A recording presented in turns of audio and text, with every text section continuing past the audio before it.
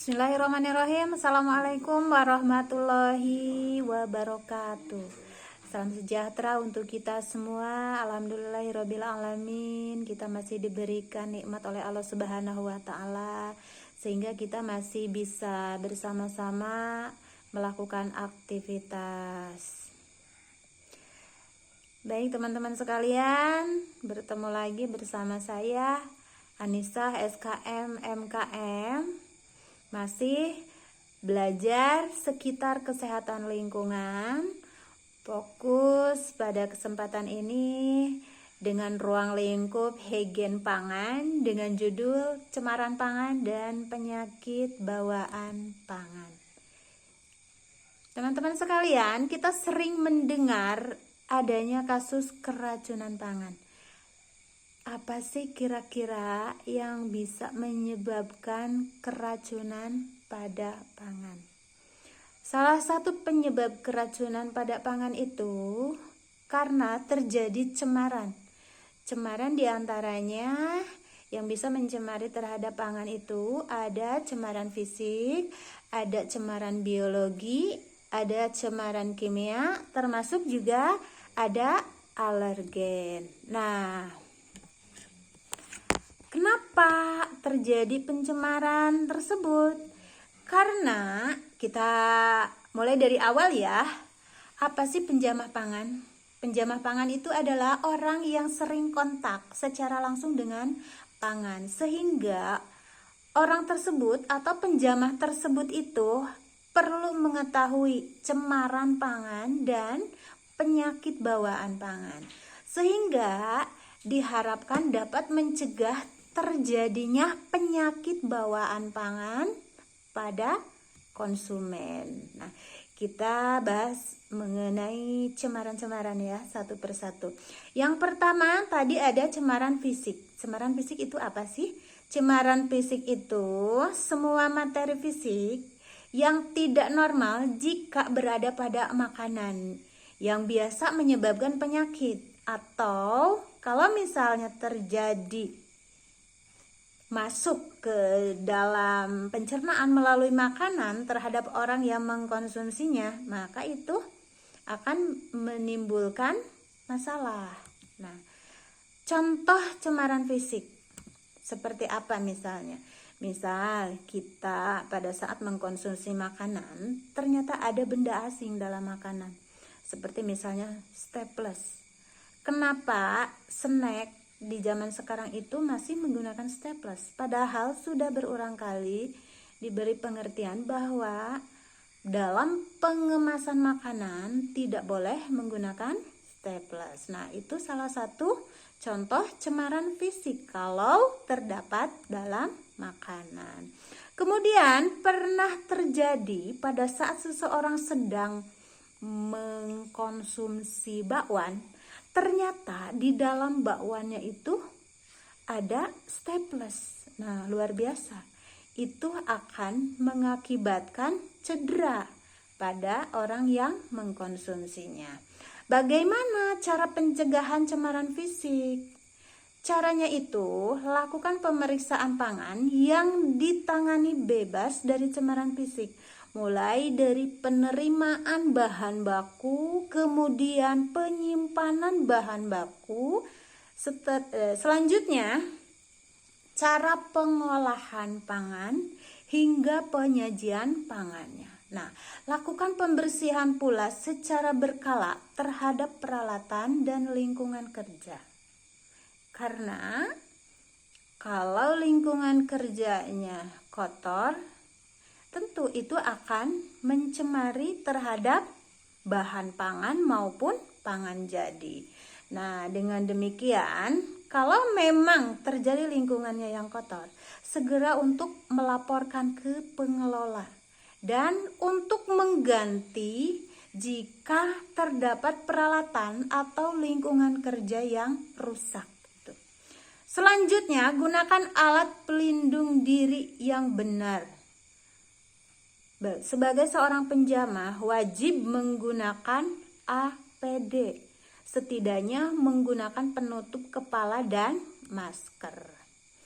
Cara pencegahan cemaran fisik lainnya itu jangan menggunakan benda-benda kecil yang dapat menjadi sumber cemaran fisik. Seperti apa misalnya?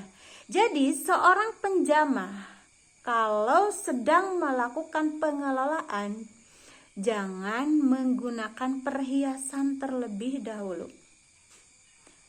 Itu yang pertama. Kemudian kalau kita mengemas pangan, jangan menggunakan staples. Atau misalnya kalau mau memotong menggunakan cutter, itu tidak boleh. Karena apa? Kalau cutter itu kan kalau sudah tumpul itu nanti akan dipotong gitu. Nah, takutnya potongannya itu tidak terkontrol sehingga masuk ke pangan. Kalau misalnya terjadi sudah terlanjur ada cemaran fisik terhadap pangan, segera harus diambil, dan mengambilnya itu jangan pakai tangan langsung, tapi harus menggunakan alat. Kemudian selanjutnya terjadi keracunan itu ada juga yang disebabkan oleh cemaran biologi. Nah, sumber cemaran biologi ini dapat berasal dari misalnya dari bakteri, bisa. Kemudian dari apa lagi? Dari kapang, dari spora, dari kalmir. Nah, dari parasit juga bisa ya. Kemudian dari virus. Dan dari vektor juga binatang pembawa penyakit itu bisa mencemari makanan. Itu sebabnya kenapa para penjamah itu harus sehat. Nah, itu dia. Supaya tidak mencemari makanan. Kemudian kondisi yang mendukung pertumbuhan kuman patogen. Kok bisa terjadi cemaran biologi gitu? Karena pangan siap saji merupakan pangan yang komposisi utamanya adalah protein dan karbohidrat. Sementara protein dan karbohidrat tersebut itu merupakan sumber makanan utama bagi kuman patogen. Nah, mayoritas pangan siap saji merupakan pangan dengan pH berapa? pH-nya itu 4,6 sampai dengan 7,5. Jadi pangan jenis ini berada pada kisaran pH netral. Jadi tidak asam ya. Yang sangat disukai ini. Nah, kondisi asam ini atau kondisi netral ini sangat disukai oleh kuman patogen. Jadi, pangan siap saji adalah jenis pangan yang biasanya disajikan pada suhu 5 derajat sampai dengan 60 derajat.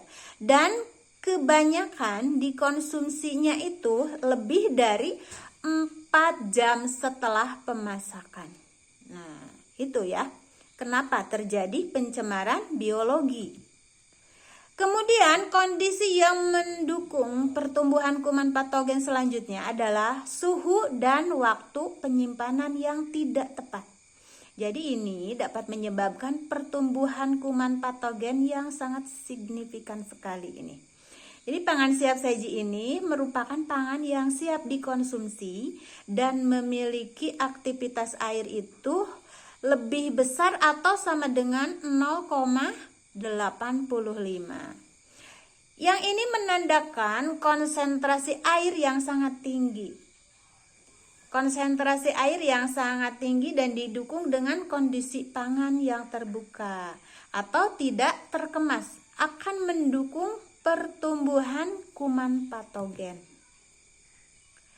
Nah, pencegahan lainnya supaya tidak terjadi pencemaran biologi yaitu selalu terapkan praktek higien penjamah yang baik, seperti misalnya menggunakan APD pada saat melakukan pengelolaan makanan. Kemudian selalu mencuci tangan. Sebelum melakukan pengelolaan selalu mencuci tangan. Membersihkan dan mensterilkan peralatan yang kontak langsung dengan makanan. Itu akan mencegah terjadinya cemaran biologi. Selanjutnya itu bisa dengan memastikan tahapan pengelolaan pangan siap saji dilakukan dengan benar dan sesuai dengan prosedur. Jadi kalau misalnya tahapannya mulai dari pencucian bahan, kemudian perajangan, nah itu harus tepat. Jangan sampai ini dulu lah yang keburu apa dulu, itu tidak boleh. Jadi harus tahapannya itu harus benar.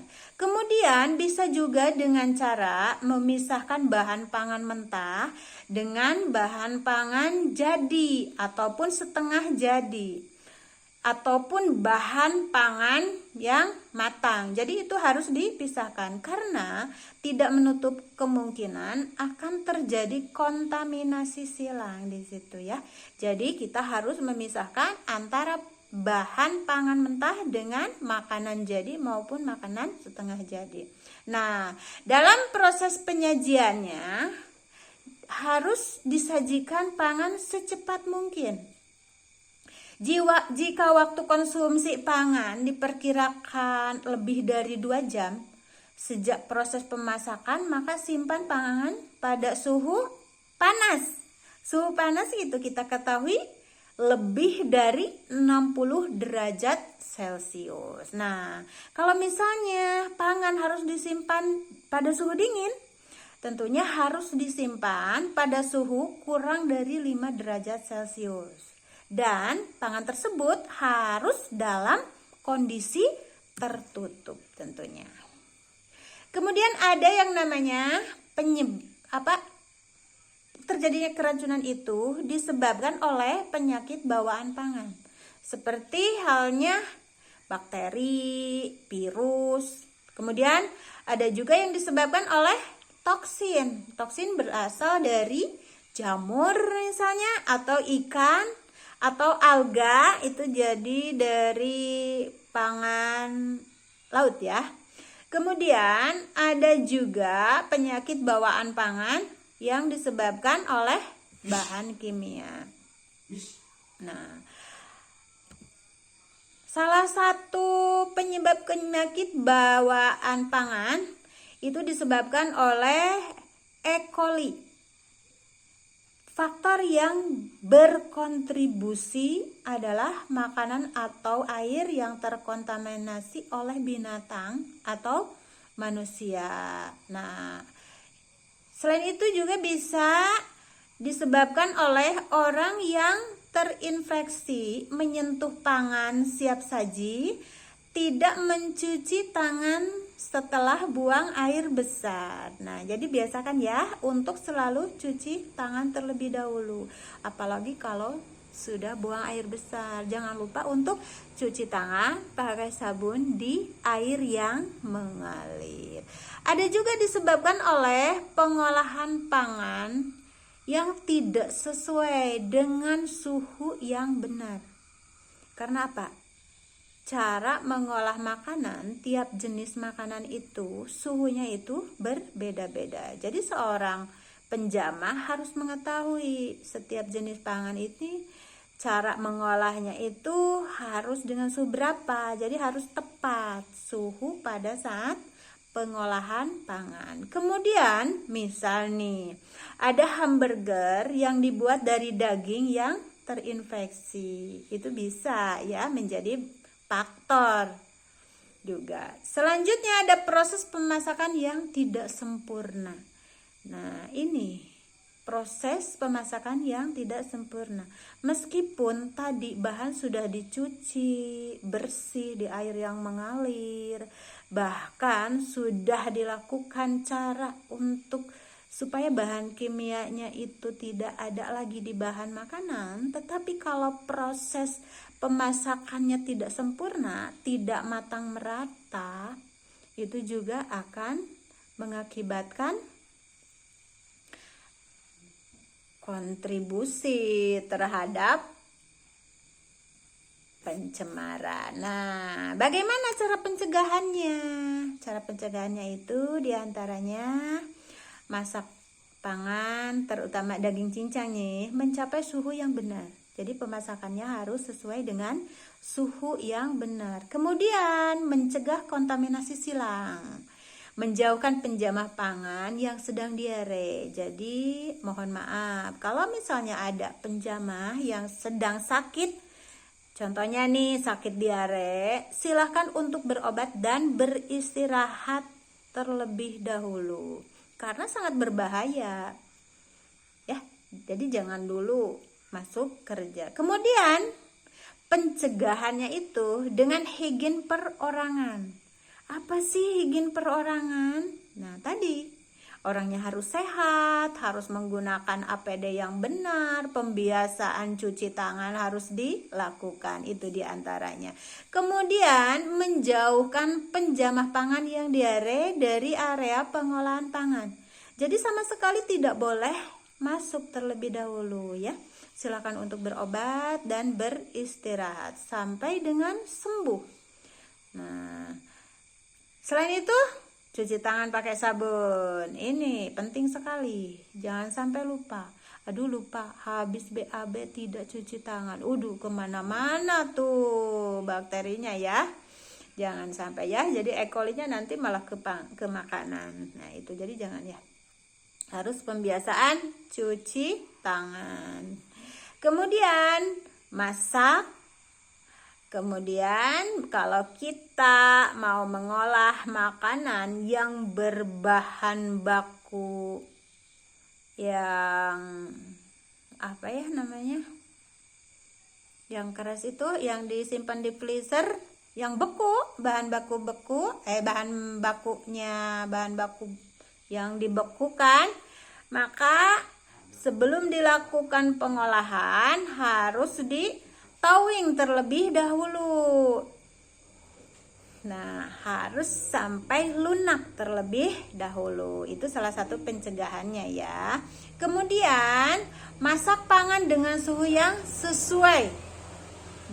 Itu juga bisa menjadi salah satu cara untuk pencegahan. Kemudian, pada saat menyajikan pangan, suhunya itu harus sesuai. Kalau memang ini makanan harus disajikan dalam kondisi panas, nah pada saat menyajikan kondisi suhu harus dalam kondisi lebih dari 60 derajat Celcius. Kemudian kalau memang ini makanan harus disajikan dalam suhu dingin, harus sesuai dengan suhunya.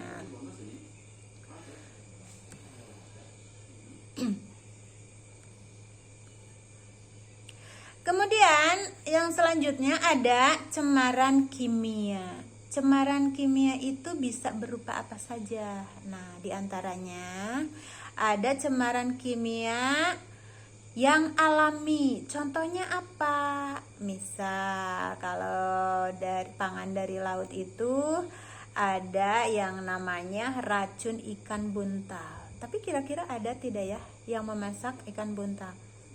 Jadi itu jangan ya kalau bisa, karena akan terjadi cemaran kimia secara alami. Nah, kemudian secara alami, kira-kira cemaran kimia apa ya? Oh iya, dari singkong. Nah, dari singkong itu mengandung racun, namanya racun sianida. Itu ada di singkong. Jadi kalau misalnya kita mau mengolah singkong, itu harus benar-benar mengolahnya, karena di dalam singkong tersebut mengandung racun, namanya racun sianida. Nah, cemaran kimia dari luar yang tidak disengaja apa? Misalnya cemaran logam berat seperti Pb ya. Nah, itu bahan kimia pembersih juga bisa ya mengakibatkan cemaran terhadap pangan. Kemudian cemaran kimia yang sengaja seperti bahan yang dilarang. Karena makanannya pengen awet, seorang penjamah makanan pada saat melakukan pengolahan makanan menggunakan bahan pengawet. Seperti apa misalnya? Seperti borak, formalin. Nah, itu tidak diperbolehkan. Nah, itu akan terjadi cemaran. Masuk ke golongan cemaran kimia. Di samping itu, dikarenakan tujuannya makanan kita itu mau laris, akhirnya menggunakan pewarna makanan yang dilarang, yang tidak diperbolehkan pada pangan.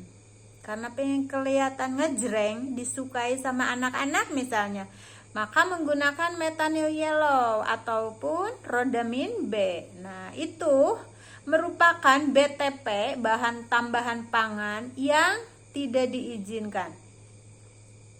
Jadi, kalau misalnya kita mau menggunakan bahan tambahan pangan, harus yang sudah memiliki izin. Namun, itu juga harus ditambahkan dalam jumlah yang tidak berlebih. Jadi jangan berlebih, tapi yang sudah berizin BPOM harus menggunakannya, jangan yang dilarang oleh pangan. Kemudian bagaimana caranya pencegahan cemaran kimia? Nah, caranya seperti ini diantaranya: kupas dan cuci bahan pangan, serta perhatikan proses atau cara memasak sesuai dengan anjuran untuk menghilangkan racun. Itu seperti tadi, misalnya kita mau mengolah singkong, bagaimana caranya? Nah, itu tadi ya, harus dikupas terlebih dahulu, kemudian dibersihkan, dicuci ya, cuci bersih di air yang mengalir tentunya. Kemudian harus dimasak sesuai dengan anjuran. Nah, supaya tidak terjadi keracunan. Makan singkong yang harusnya wareg malah pusing. Nah, itu berarti ada kesalahan pada tahap proses pengolahannya itu. Kemudian informasikan kepada pengelola jika air yang digunakan secara visual tidak bersih. Jadi pada saat kita melakukan pengolahan, gunakanlah air yang bersih. Gitu. Pastikan penyimpanan bahan kimia sesuai hingga tidak mencemari pangan. Jadi jangan disatukan ya, menyimpan bahan kimia dengan bahan makanan. Jadi tidak boleh di satu ruang. Jadi harus terpisah. Karena kalau satu ruang tidak menutup kemungkinan akan mencemari terhadap bahan pangan. Gitu. Kemudian pastikan pemakaian dan penyimpanan bahan-bahan kimia itu sesuai dengan standarnya. Pastikan pemakaian dan penyimpanan bahan-bahan kimia itu sesuai dengan standar. Misalnya berlabel, bahan kimianya itu harus berlabel ya, harus tertutup jauh dari bahan makanan dan kemasan. Kemudian jangan menggunakan pestisida di area dapur. Nih, dapur saya tuh banyak semut misalnya gitu. Dikarenakan kita mau cepat itu membasmi semut atau menghilangkan semut di dapur, akhirnya kita menggunakan pestisida untuk mengusir semut. Jadi itu tidak boleh di area untuk pengolahan makanan, tidak boleh menggunakan pestisida. Selanjutnya, gunakan peralatan yang dibersihkan dengan benar. Jadi kita harus memastikan bahwa pada peralatan yang akan digunakan untuk proses pengelolaan itu tidak ada residu atau bahan kimia pembersih di dalam peralatan tersebut. Nah, kemudian penyalahgunaan bahan berbahaya pada pangan. Bahan berbahaya seperti apa tadi? Seperti formalin, borak, rhodamin B, dan metanyl yellow. Itu tidak diperbolehkan. Nah, untuk selanjutnya ada yang namanya alergen. Alergen itu, nah biasanya pada makanan di dalam kemasannya itu ada keterangan tentang alergen. Nah, ini wajib dicantumkan pada label yang mengandung alergen. Apa sih alergen itu? Alergen itu adalah zat yang dapat menyebabkan reaksi alergi pada tubuh yang peka terhadap zat tertentu ya. Nah, reaksi alergi itu seperti apa? Nah, responnya itu sistem kekebalan tubuh yang tidak normal terhadap zat-zat yang umumnya tidak menyebabkan masalah pada orang yang tidak alergi. Kebanyakan makanan yang memicu alergi itu adalah makanan yang tinggi protein. Misal, pangan olahan yang diproduksi menggunakan sarana produksi yang sama dengan pangan olahan yang mengandung alergen. Ini wajib ya untuk mencantumkan informasi tentang kemungkinan kandungan alergi. Jenis alergi itu apa saja? Jenis alergen itu misalnya nih, Cerelaria itu mengandung gluten, yaitu seperti gandum, barley, oat. Nah, itu ya. Kemudian telur, banyak juga ya yang alergi terhadap telur. Kalau misalnya ada yang alergi telur, biasanya digantinya pakai apa? Pakai ayam ya misalnya. Nah, kemudian ada ikan. Udang lobster juga banyak ya yang alergi terhadap ikan, itu makanan laut ya. Nah, kemudian ada juga yang alergi terhadap kacang-kacangan. Kacang-kacangan, ada alergi susu juga ada ya. Banyak sebenarnya alergi. Nah, gejalanya itu seperti apa sih? Gejala alergi yang umum terjadi, ada yang gejalanya itu kok timbul diare, ada ya. Kemudian bagi sebagian itu kok tiba-tiba saya sakit perut gitu ya. Itu ya sama juga alergi itu ya. Kemudian misalnya, aduh saya mah perutnya kembung nih habis makan apa gitu. Oh, tiba-tiba kembung, berarti itu terjadi alergen. Juga ada di sebagian orang itu terjadi pembengkakan pada wajah. Misal saya habis makan kepiting, kok tiba-tiba wajahnya jadi bengkak.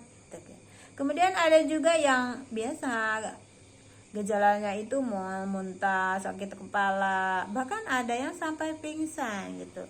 Reaksi gatal-gatal juga ada ya. Jadi macam-macam itu alergen. Jadi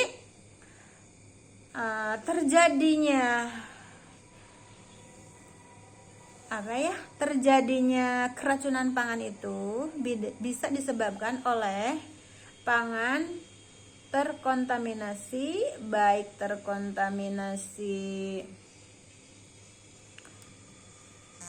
oleh mikrobiologi maupun terkontaminasi oleh bahan kimia.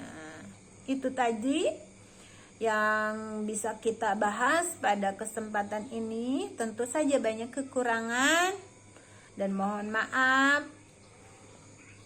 Kita akhiri dengan bacaan hamdalah bersama-sama, mudah-mudahan bermanfaat. Assalamualaikum warahmatullahi wabarakatuh.